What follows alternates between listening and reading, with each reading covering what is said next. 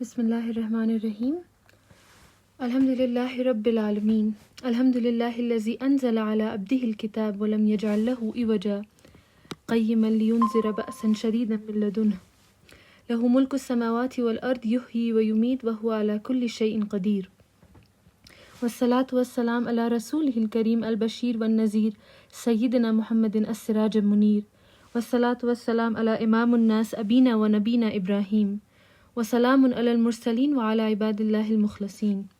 رب اشرح لی صدری ویسر لی امری واحلل عقدۃ من لسانی یفقہوا قولی. ربنا اتمم لنا نورنا واغفر لنا انک علی کل شیء قدیر. اللہم اجعل قرآن عظیم ربیع قلوبنا ونور صدورنا. اعوذ باللہ من الشیطان الرجیم. بسم اللہ الرحمن الرحیم.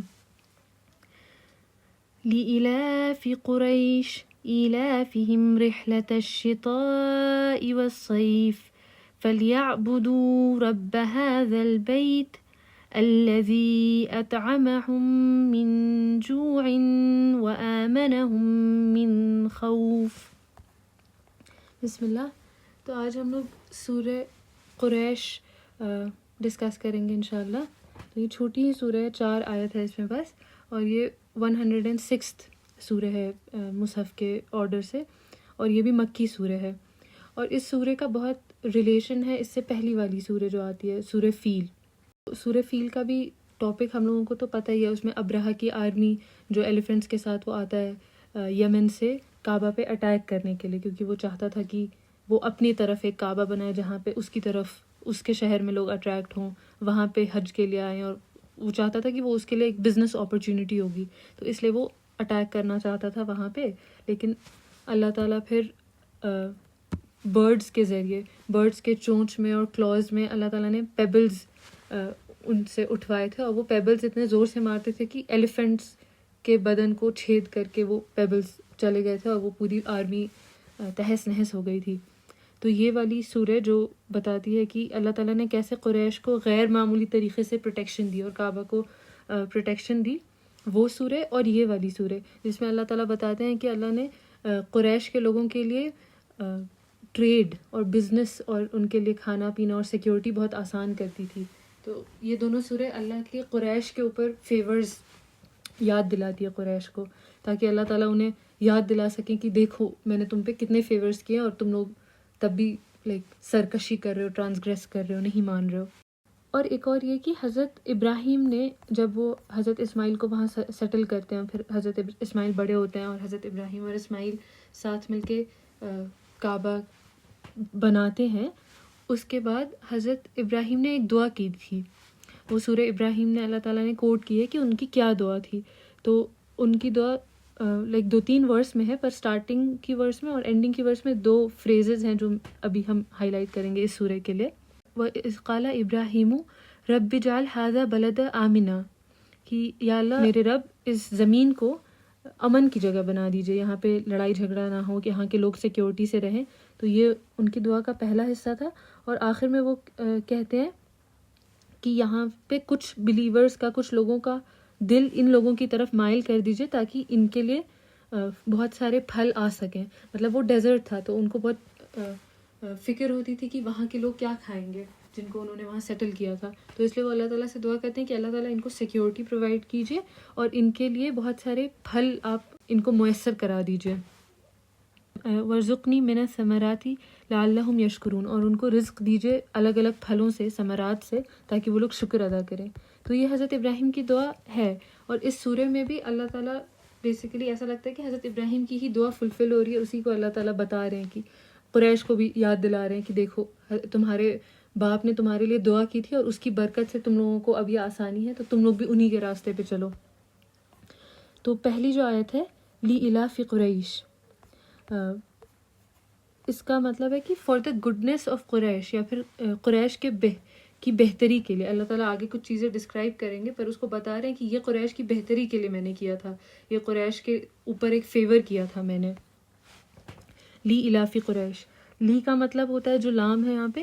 ایک تو یہ کہ پچھلی سورہ سے یہ کنیکٹڈ ہے کہ اللہ تعالیٰ نے ابرہہ کی آرمی کو ڈسٹروائے کیا، ایلیفنٹس کو ڈسٹروائے کیا، اور مطلب برڈز کے ذریعے قریش کے لوگوں کو پروٹیکشن دی. کس لیے دی؟ لی الافی قریش، تاکہ ان کے کنوینئنس ہو، تاکہ قریش کے لیے آسانی ہو. جو ورڈ الہ ہے اس کا مطلب الفت سے آتا ہے. الفت ہم اردو میں بھی یوز کرتے ہیں فار افیکشن، یا کہ مجھے اس سے الفت ہے، یعنی مجھے اس کی طرف افیکشن ہے، مجھے اس سے پیار ہے. تو یہ جو ورڈ ہے لی الہ فی قریش، الہ، تو اس میں بھی یہ سارے میننگز ہیں کہ اللہ تعالیٰ نے قریش کے اوپر یہ فیور کیا. ایک تو انہیں پروٹیکشن دی، اور اس سورہ میں جو اللہ تعالیٰ فیورز بیان کریں گے اس لیے کہ تاکہ قریش کے لیے کنوینئنس ہو، تاکہ ان کے دل نرم ہوں، اور کہ ان کے دل نرم ہوں ایک تو اللہ تعالیٰ کی طرف بھی، اور ان کے دل نرم ہوں باقی آس پاس کے لوگوں کے لیے بھی، کیونکہ آس پاس کے لوگ بھی پھر قریش کو بہت عزت دیتے تھے، کیونکہ انہوں نے دیکھا تھا کہ وہ کعبہ کے کسٹوڈینز ہیں. انہوں نے دیکھا تھا کہ کیسے اللہ تعالیٰ نے ان کو ابراہہ کی آرمی کے اگینسٹ پروٹیکشن دی، تو اس وجہ سے ان کے دلوں میں بھی قریش کے لیے ایک ریگارڈ تھا. تو وہی اللہ تعالیٰ یاد دلا رہے ہیں کہ تم لوگوں کی آسانی کے لیے، تمہاری دل کے سافٹنس کے لیے، اور کہ میں نے اوروں کا دل تمہاری طرف سافٹ کر دیا، اس وجہ سے لی الافی قریش میں یہی ہے. اور اللہ تعالیٰ قریش کو قریش نام سے ہی ریفر کر رہے ہیں.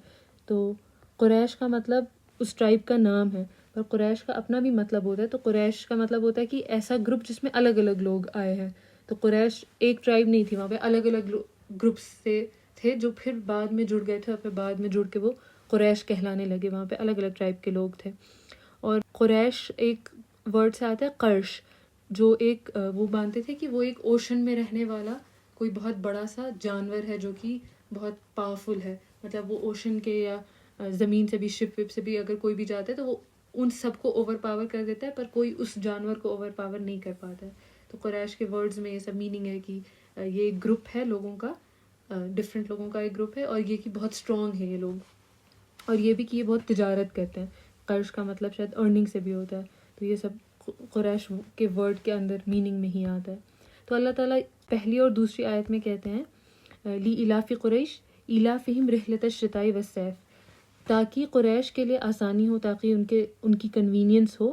الافہم رحلۃ الشتاء والصیف، اور پھر الافہم بھی ورڈ الا وحلا ہی ورڈ ہے. تو اللہ تعالیٰ اور ایمفسائز کر رہے ہیں ان کی آسانی کے لیے ہم نے ان کے لیے کیراوینز بنائے، سردیوں کے لیے اور گرمیوں کے لیے. رحلۃ الشتاء والصیف کی ان کے کیراوینز ہیں. کیراوینز ہوتے ہیں جو وہ گروپ میں بہت سارا لگیج لے کے ٹریڈ کے لیے بیسیکلی ونٹرز میں بھی ٹریول کرتے تھے اور سمرز میں بھی ٹریول کرتے تھے. ان کے الگ ٹریڈ روٹس ہوتے تھے کہ ہم اس ایریا میں جائیں گے ونٹرز میں، اس ایریا میں جائیں گے سمرز میں. تو ونٹرز میں وہ جاتے تھے اپنے سے ساؤتھ یمن کی طرف جاتے تھے، کیونکہ وہاں زیادہ گرمی ہوتی تھی، تو وہ ونٹرز میں وہاں ٹریول کرتے تھے. اور اپنے سے نارتھ کی طرف یعنی سیریا کی طرف وہ سمرز میں ٹریول کرتے تھے. تو اللہ تعالیٰ کہہ رہے ہیں کہ ہم نے قریش کے دل کی سافٹنس کے لیے، قریش کی ایز کے لیے ان کے اوپر یہ فیورز کیے کہ ان کے لیے ہم نے یہ سردیوں کے اور گرمی کے ٹریڈ کے راستے کھول دیے. اور یہ راستے کنٹینیوس ہیں، مطلب ان کو کوئی کہ یہ رکتا نہیں ہے ان کا ٹریڈ. یہ سردیوں میں وہاں جاتے ہیں، پھر کنٹینیوسلی گرمیوں میں وہاں سے سیریا کی طرف چل جاتے ہیں، پھر یمن کی طرف. مطلب کہ ان کا ٹریڈ بہت اچھا چلتا رہتا ہے. اور اللہ تعالیٰ نے یہ اس لیے کیا تاکہ ان کے ہارٹ سافٹ ہو جائیں. جب اللہ تعالیٰ نے 2 بار بتایا کہ ان کے لیے ہم نے یہ کنوینئنس کی ہے، لی الافی قریش اور الافہم پھر سے آتا ہے، تو ایک تو ایمفسس کے لیے، دوسرا یہ کہ پہلا تو جنرل اللہ تعالیٰ نے جو بھی ان پہ فیورز کیے ہیں کہ ان کو کعبہ کا کسٹوڈین بنایا، اس کی وجہ سے ان کی عزت ہوتی ہے. ابراہہ کی آرمی کو ان سے ہٹا دیا، اس کی وجہ سے لوگ ان کی عزت کرتے ہیں اور ان کو پروٹیکشن ملی اس کی وجہ سے. اللہ تعالیٰ نے ان لوگوں کے لیے ٹریڈ آسان کر دیا ہے، اور باقی اور بھی فیورز کہ اللہ تعالیٰ نے ان میں سے ابھی رسول بھیجے ہیں. تو ایک تو یہ جنرل فیورز اللہ تعالیٰ بتا رہے ہیں. پھر دوسری جگہ ہے کہ مطلب دوسرے طریقے سے انسان سمجھ سکتا ہے کہ اللہ تعالیٰ اسپیسیفک فیورز کو ریفر کر رہے ہیں، یہ والا ٹریڈ والا فیور کہ ہم نے ان کے لیے ٹریڈ آسان کیا ہے. اور کہ یہ جو رہتے تھے یہ ڈیزرٹ میں رہتے تھے، اور یہ لوگ اتنے پاورفل بھی نہیں تھے، ان کی کوئی اسٹرانگ آرمی بھی نہیں تھی. تو زیادہ لائکلی یہ تھا کہ ان کو وہاں پہ ہنگر ملتی، ان کو وہاں پہ کھانا ایزیلی نہیں ملتا، وہ اسٹارو کرتے. لیکن اللہ تعالیٰ نے اپنی خاص رحمت سے ان کے لیے کھانا پینا اور حضرت ابراہیم کی دعا فلفل کرتے ہوئے اللہ تعالیٰ نے ان کے لیے فروٹس آسان کر دیے تھے. اور خاص رحمت سے اللہ تعالیٰ نے ان کے لیے پروٹیکشن بھی آسان کر دی تھی، کیونکہ لوگوں کے دلوں میں ان کے لیے اللہ تعالیٰ نے وہ عزت اور وہ ریگارڈ ڈال دیا تھا، جبکہ ان کے پاس ایسا سچ کوئی ملٹری پاور نہیں تھی کہ وہ اپنے آپ کو بچا پاتے اس ڈیزرٹ میں. اللہ تعالیٰ یہ فیورز یاد دلانے کے بعد تیسری آیت میں کہتے ہیں فَلْيَعْبُدُوا رَبَّ هَذَا الْبَيْتِ، تو اس وجہ سے انہیں عبادت کرنی چاہیے اس گھر کے رب کی. جیسے یہ چیز ہم سورہ فاتحہ میں بھی دیکھتے ہیں کہ ہم پہلے اللہ تعالیٰ کی حمد بیان کرتے ہیں، ہم بیان کرتے ہیں کہ اللہ تعالیٰ سارے جہانوں کے رب ہیں، پھر ہم بولتے ہیں اس کے آگے ساتھ ہی کہ ایاک نعبد و ایاک نستعین، تو پھر ہم آپ ہی کی عبادت کرتے ہیں اور آپ ہی سے مدد مانگتے ہیں. یعنی کہ جب بھی ہم اللہ تعالیٰ کے فیورز ریکگنائز کریں گے تو نیچرلی یہ چیز ہوگی کہ جس انسان نے فیورز ریکگنائز کیے اور وہ گریٹفل ہونا چاہتا ہے تو وہ اللہ تعالیٰ کی عبادت میں آ جائے گا، کیونکہ گریٹفلنس کا بیسیکلی ایک دوسرا اسپیکٹ ہی ہے عبادت کرنا. کیونکہ آپ جیسے کہ میں یہ نہیں کہہ سکتی ہوں کہ میں اپنے پیرنٹس کے لیے گریٹفل ہوں لیکن میں ان کا کوئی کام ہی نہیں کرتی ہوں، میں ان کو سرو ہی نہیں کرتی ہوں، تو پھر میرے کہنے کا کوئی مطلب نہیں ہوگا نا. اگر میں کہوں کہ میں گریٹفل ہوں کہ میری مما نے مجھے کھانا کھلایا تھا لیکن اب وہ بوڑھی ہو گئی ہیں اور میں ادھر سے پھر ان کو سرو نہیں کرتی ہوں، ان کے لیے پکاتی نہیں ہوں، ان کو دیتی نہیں ہوں، تو پھر وہ گریٹفلنس تو پھر سپرفیشل ہو گئی، وہ رہی ہی نہیں اصلی. تو ویسے یہاں پہ بھی اللہ تعالیٰ نے ساری اپنے فیورز بیان کیے، پھر وہ کہتے ہیں اس وجہ سے ان لوگوں کو اس گھر کے رب کی عبادت کرنی چاہیے، کیونکہ اگر یہ گریٹفل ہوں گے تو یہ اللہ تعالیٰ کے راستے میں کام کریں گے.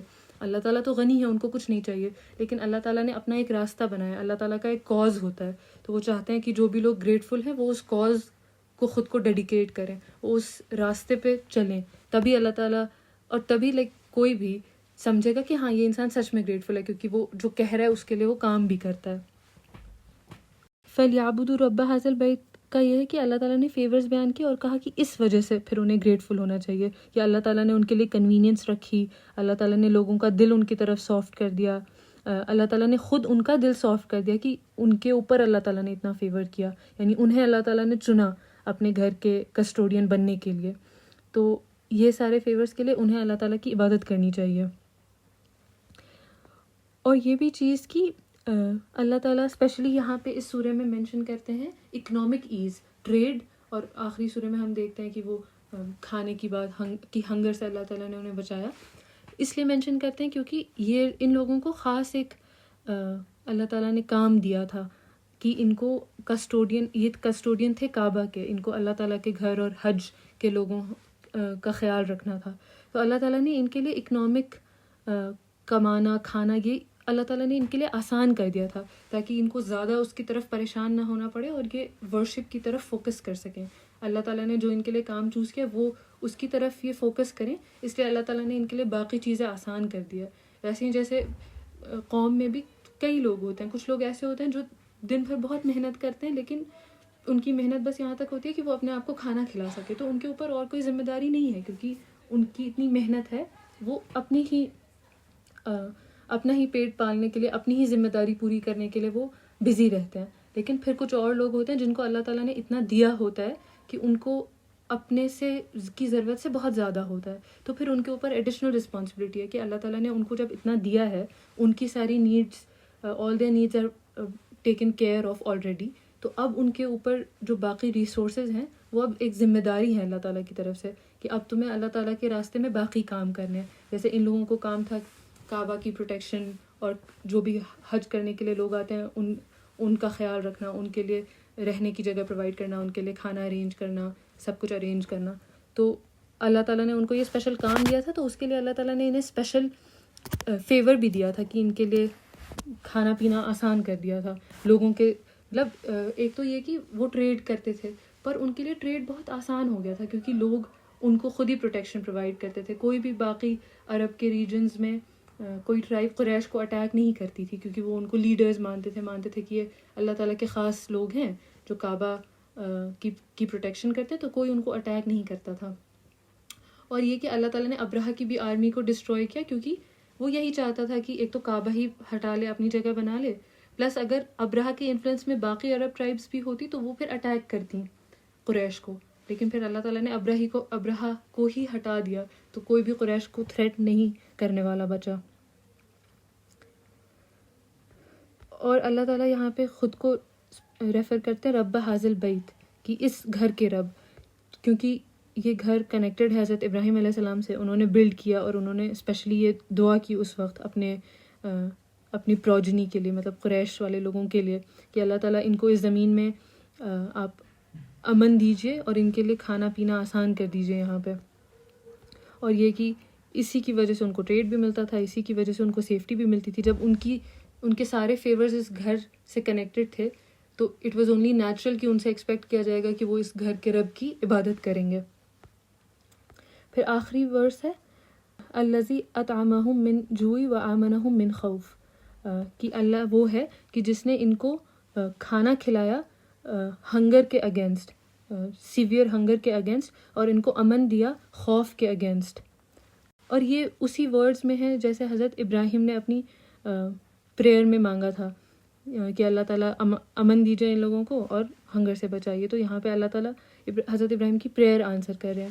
اور جیسے رسول اللہ صلی اللہ علیہ وسلم کے آنے کی بھی ایک پریئر ہے حضرت ابراہیم کی، اللہ ان لوگوں میں ایک ایسے نبی کو بھیجے گا، میسنجر کو بھیجے گا جو ان میں آپ کی آیتیں ریسائٹ کرے اور آپ کی وزڈم بتائے ان کو اور ان کو صحیح راستے پہ لے کے چلے. تو رسول اللہ صلی اللہ علیہ وسلم کا آنا وہاں پہ وہ بھی ایک طریقے سے حضرت ابراہیم کی ہی پریئر کا رسپانس تھا اللہ تعالیٰ کی طرف سے. تو ہم اس ورس سے بھی اور انفیکٹ پوری قرآن سے ہی یہ سیکھتے ہیں کہ اللہ تعالیٰ دعاؤں کو کتنا اوپر رکھتے ہیں. اور ہم لوگ حضرت ابراہیم کے بچوں میں سے آتے ہیں، وہ ہمارے فادر ہیں. تو ہم حضرت ابراہیم سے ایک چیز جو یہ سیکھ سکتے ہیں کہ وہ دعا کرتے تھے، وہ بڑی بڑی دعا بھی کرتے تھے. مطلب ایون تو انہوں نے اپنی زندگی میں کوئی بڑی حکومت اور کوئی بڑا کنگڈم نہیں دیکھا، وہ بس اپنی فیملی، اپنے بیوی بچوں کے ساتھ ہی رہتے تھے، کم ہی لوگ ان کے فالوورز تھے. لیکن ان کے دماغ میں ویژن تھا کہ ان کو پتہ تھا کہ ایک ٹائم ایسا آئے گا کہ جب اللہ تعالیٰ کو ماننے والے، اللہ تعالیٰ کا کہنا ماننے والے لوگ زیادہ تعداد میں ہوں گے اور وہ اللہ تعالیٰ کے حکم کے حساب سے دنیا چلائیں گے. تو وہ اس ویژن کو لے کے وہ دعا کرتے تھے اس کے لیے، اور وہ دعا کرتے تھے کہ اللہ تعالیٰ میرے بچوں میں سے ایک امت اٹھائیے گا جو آپ کی امت ہو، جو آپ کا کام کرے. تو وہ اتنی بڑی بڑی دعائیں کرتے تھے اور اللہ تعالیٰ نے ہمیں قرآن میں دکھایا، ریکارڈ کی حضرت ابراہیم کی بھی دعا اور ساتھ ہی ریکارڈ بھی کیا کہ اللہ تعالیٰ نے کیسے اس دعا کو آنسر کیا ہے. تو مجھے اس سورہ سے وہ کافی یاد آتا ہے کہ یہ بھی حضرت ابراہیم کی ہی دعا کا آنسر ہے. تو ہمیں سیکھنا چاہیے کہ ہمیں دعا کرتے رہنا چاہیے اور پورے یقین کے ساتھ کرنا چاہیے کہ like there is no doubt کہ وہ فلفل نہیں ہوگی، چاہے کیونکہ بہت ساری حضرت ابراہیم کی دعا تو ان کے جانے کے بعد اصل میں فلفل ہوئی، اور ان کی دعا ہی ایسی تھی کہ وہ ان کے زندگی کے بیونڈ دعا تھی، لائک آپ کے 100 سال کی لائف سے بھی زیادہ بڑی دعا تھی، لیکن وہ فلفل ہوئی کیونکہ اللہ تعالیٰ تو ہر ٹائم کے کو اپنے کنٹرول میں رکھتے ہیں تو وہ تو کر سکتے ہیں. تو ایون دو حضرت ابراہیم سے اتنی بڑی چیز تھی ہے، لائک پوری ان کی دعاؤں سے پوری ہیومینٹی کا کورس بیسیکلی افیکٹ ہوا.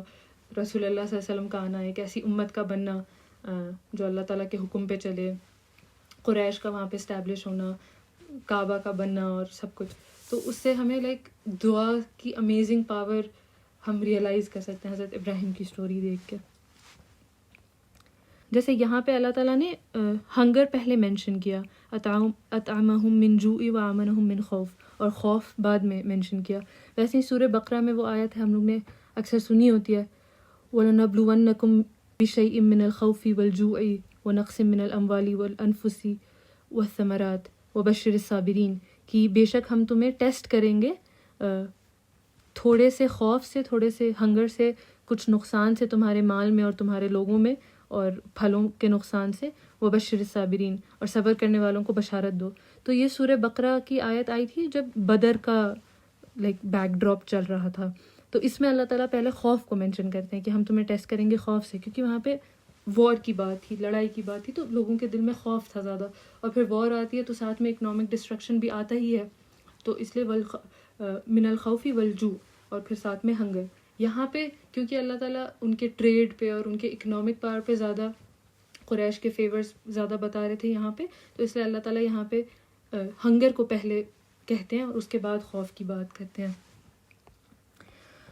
اور یہ کہ یہ پوری جو سورہ ہے یہ تھرڈ پرسن میں ہے، مطلب اللہ تعالیٰ یہاں پہ قریش کو ریفر کر کے نہیں کہتے ہیں کہ تم سنو کہ میں نے تمہارے اوپر یہ رحمتیں کی.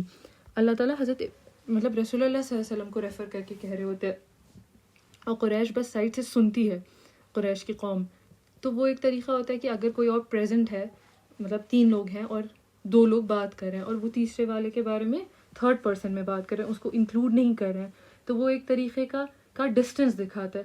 اللہ تعالیٰ خود کو قریش سے ڈسٹنٹ کر لیتے ہیں یہاں پہ، کیونکہ قریش نافرمان ہوئے ہوئے ہیں، ابھی وہ بات نہیں مانتے ہیں. تو اللہ تعالیٰ ان کے بارے میں تو رسول اللہ سے بات کرتے ہیں، لیکن ان کو ڈائریکٹلی خطاب کر کے نہیں بات کریں کہ دے آر ناٹ ڈیزرونگ کہ اللہ تعالیٰ ان کو ڈائریکٹلی خطاب کریں.